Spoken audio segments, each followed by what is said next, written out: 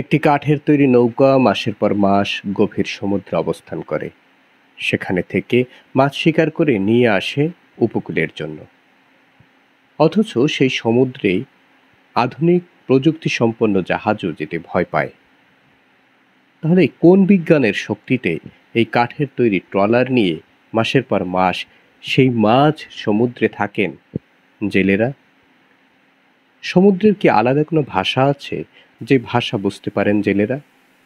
কিংবা সমুদ্রের সাথে তাদের কি সখ্যতা, যে কারণে সবাই ভয় পেলেও জেলেরা গাজি গাজি করে চলে যায় সমুদ্রের মাঝে?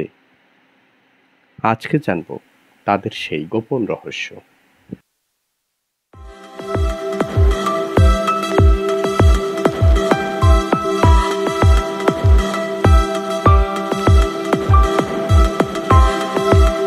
সৈয়দ মেহেদী হাসান।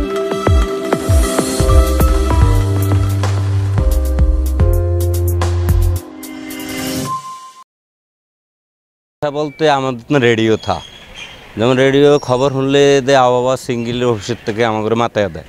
আর তাছাড়া এখন বর্তমান যুগে যে মোবাইলের নেট ইন্টারনেট, আমরা গাড়ি থাকতে মনে করেন 7 দিন 8 দিনকার রিত গণ্যা যায়। যেমন এর ভিতরে কোনো সিঙ্গেল থাকলে আমাদের নেটে মাথায় দিব।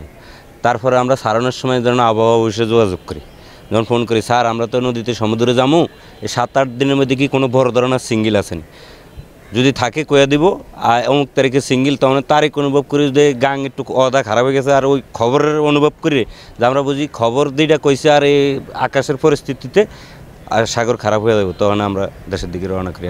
যেমন হঠাৎ করে খারাপ হয়ে গেলে আমাদের জাল যদি নদীতে হালানো থাকে, আমরা অনেক কষ্ট ক্লাস করি, জাল টানি না মনে করেন রাত্রের বেলা যায়। এখন বর্তমানে জিপিএস বেরিয়েছে, জিপিএস দিয়ে আমরা কতগুলো নামাত আছি, কোন পথে গেলে আমরা সব কুল ধরতে পারবো, তখন ওই জিপিএস দৃষ্টি আমরা ম্যাপে চালাই করি।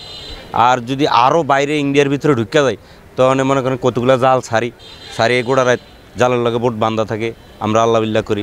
সকাল ভোর হইলে আবার টাইম না এই ওই জিপি কিলো মাইপা ম্যাপে চাই আমরা বাংলাদেশে সালাম ধরি। যেমন মইডেবির বয়া ধারা থাকলে, যেমন চট্টগ্রামের যদি ধারা থাকে সেদিকে উঠতে যায়, কক্সবাজার ধারা থাকলে কক্সবাজার উঠতে যায়, যে মানে যেই দিকে কুল ধারা পাম সেই দিকেই আমরা ফলো করি।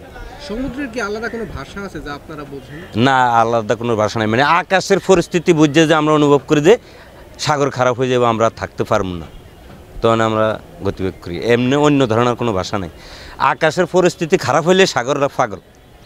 আকাশ কিভাবে আপনারা বোঝেন? এই যে মেঘ হয়ে যা, বাতাস এই কোনাতে যেমন বাতাস বাড়ে, বাতাস বাড়লে আমরা একটু যেমন 60-65 কিলো বাতাস হলে আমরা থাকতে পারি, যেমন 70-80 কিলো হয়ে গেলে আর আমার থাকার মতন কোনো পরিস্থিতি নেই। ওই যে মোবাইলের নেটে, হ্যাঁ খুবই মনে করেন কক্সবাজারের সেদিকে আমরা কুল্লুর থেকে মনে করেন এখান দিয়ে 8 ঘন্টা 9 ঘন্টা নামাতলাতিক নেট পাই। এইদিকে মহিপুরের নামাত, যেমন কুয়াকাটার নামাত, হ্যাঁ 10 ঘন্টার নামাত তো আমরা নেট পাই। নেটটা ফাইলে উঠে আমরা দিয়ে কইতে পারি। বাইরে চলে গেলে ওই আকাশের পরিস্থিতি বুঝছি আমরা নেটের ভিতরে চলে যাই। নেটের ভিতরে চলে মোবাইল ওপেন করে যেমন নেটে কালেকশন দিলে আবহাওয়া হুশি কথা কইতে পারি। যেমন মোবাইলে মাথা যে আবহাওয়া খারাপ, বিপদে যেমন মোবাইল কম ছিল আর বাংলাদেশের স্যাটেলাইট ছিল না, সেই সময় আমরা অনেক বিপদ পড়ছি। আমরা ভারত তলাতিক চলে গেছি, কলিকাতা তলাতিক চলে গেছি।